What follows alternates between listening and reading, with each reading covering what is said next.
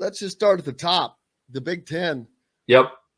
Michigan, Iowa, two teams that neither team that many people expected to be there, mainly because, well, not that Iowa didn't, but it looked like it was Wisconsin's to lose, and it's exactly what they did. They lost to Minnesota, so Iowa says thank you very much. We'll take our 10-2 record into there, and Michigan knocks off and vanquishes the devil for them, and they beat Ohio State, and they are going to the Big Ten championship. And more importantly, if Michigan wins, they're going to the college football playoffs. If Iowa wins, they're not. The Big Ten's only shot at having a team in the college football playoffs is for Michigan to win this. There's just no way that I see Iowa being able to jump. I had that pulled up, the college football playoffs list. Yeah, if you what's interesting is, both Michigan and Iowa play a switcheroo in that last week of the season with their rival. Iowa with Wisconsin, Michigan with Ohio State. Everybody thought it was Wisconsin versus Ohio State for the Big Ten championship, and we got kind of the opposite, so to speak. Michigan have tossed away a lot of the negative connotations that's been, wrapped around them for the past 3 or 4 years here. They started the season unranked and finished it ranked, which is the opposite of how it's been for quite some time, which is starting the season ranked too high, annoying people, and then they kind of falter at some point in the season. So they completely, flip the script all this year, with obviously the biggest exclamation point being, just beating the brakes off Ohio State. With Iowa, pretty interesting, but they start the year with 6 wins. They lose the game going into the idle week, lose the game coming out of the idle week, and then win 4 games in a row at the end of the year to get to Indianapolis. So they were pretty much steady all year long, except for, some hiccups in the middle. So I definitely understand why I predicted it a 9.5 point spread. So it was a little bit higher than what I thought it would be. Do your research on Iowa being more than a touchdown dog pretty much in any game. They do very, very well as somewhere around 10-point to 2 touchdown dogs. Who's that? What's that? Who's that? I mean, anytime Iowa's more than essentially a 9-point underdog, I don't know what the exact number is, but I think there's something like 18-2 in the last 20 games against the spread when they're roughly a 10-2 touchdown underdog. So. But as far as that's just a lot of points, man, for a Big Ten championship game. I hope so. For me, what's going to be interesting in this game is, and like I've been telling people all week, I try to do the best I can of being a neutral person when I'm on the podcast and picking games. I've picked against Iowa several times in the past. It's hard for me to separate my fandom, this week with the Big Ten championship. What I think you'll see if you looked up the history of Iowa football in these type of games is this is when Kirk Ferentz is at his loosest with the play calling. You will see an explosion of points. And something that you saw like 3-4 years ago against Ohio State. I mean, Iowa was 2-3 touchdown dogs against Ohio State when Braxton Miller came in and won that game outright. And they were throwing the ball down the field. We had tight ends flexed out, things that you had never seen before previous to that. I think we're going to see something like that versus with the Iowa offense tomorrow. Or we're going to come out in 3 tight ends and just try to run it at them most of the game to try to negate the pass rushers of Aiden Hutchinson and David Ojabo, who are insanely talented. And we've got 2 young tackles on the offensive line. So that's kind of the fun stuff that I'll be looking at as soon as, we snap the first play of the scrimmage. It's going to be amazing to watch.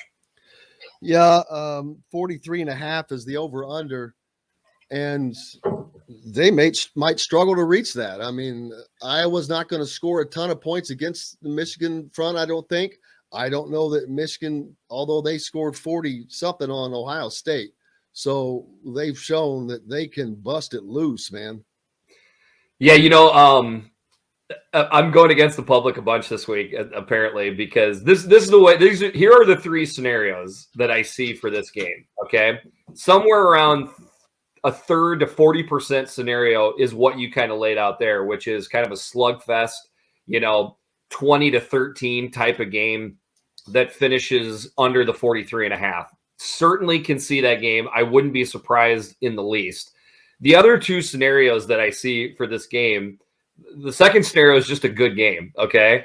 At 27-21, okay, 24-21, that's an over, a 28-24 is way over the 43.5. That's what I'm expecting out of this game, is just a quote unquote good game. The third scenario, unfortunately, that I see transpiring is Michigan winning 38-13. They just put it on Iowa's defense and we can't stop them. So to me, the most likely scenario is this actually goes over the 43.5. I thought this line would go up. It really hasn't moved all week long. So, trying to look at it as neutral as I can. That's the scenarios I see. So for me, 2 out of 3 of the scenarios are over. Bet the over. And I'm assuming you're assuming that Michigan is going to win this game.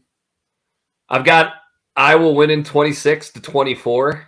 Driving down the field, down 24-23, and kick a last-second field goal. I see shaking your head, Jim. I understand, but like I said, this week I'm less Jeffrey the Greek and more Jeff the Hawkeye fan. I hear you, man. Wave your freak flag, baby. It's quite all right. I've got a question for you, Greek, about the scenario if that happens, the playoff scenario. If Iowa wins, what do you think the CFP rankings look like going in next week? I already told you they don't go in. There's no chance that Iowa will jump because they're way behind Ohio State, number one. Number two, you have to worry about what Oklahoma State does. If Oklahoma State wins, and first of all, Alabama is playing Georgia. If Georgia loses to Alabama, both of those teams probably get in. You're not going to kick Georgia out. If Alabama loses and Oklahoma State wins, they're in. Right. Notre Dame is sitting right there waiting. Notre Dame, yep. Oklahoma State could lose. Alabama could lose. And then there's going to be Notre Dame with Brian Kelly just off to LSU in the freaking college playoffs. That would be the nuttiest thing of all time. So it is not that far-fetched to think that Iowa would get into the college football playoff. And this is all it would really take is Georgia soundly beating Alabama. Okay. Something like, 30-13. So Alabama with 2 losses, I think that knocks them out. Cincinnati getting upset by Houston again. Which is possible. 100% possible. They're not going to put a 1-loss Cincinnati team in. They are out. Baylor beating Oklahoma State. It was a 10-point game last time they played. But again, I don't think Oklahoma State is then really. Why would you not raise Baylor? Baylor's already ranked ahead of Iowa. So if they beat Oklahoma State, Baylor would be right there. But right now we've only got one solidified spot, which is Georgia. Okay. And then the last piece that would have to happen is a scenario that I don't see playing out, but Iowa beats Michigan somewhat soundly. They beat them 30-13 type of deal. If that's the scenario, you've now got a 13-0 Georgia versus an 11-2 Big Ten champion Iowa, probably in with Notre Dame and Baylor. Potentially. So if chaos rings true, plus Iowa wins convincingly, it's possible that Iowa gets in. So you're saying there's a chance. I'm saying not. There is no chance for Iowa to get into the college playoffs, but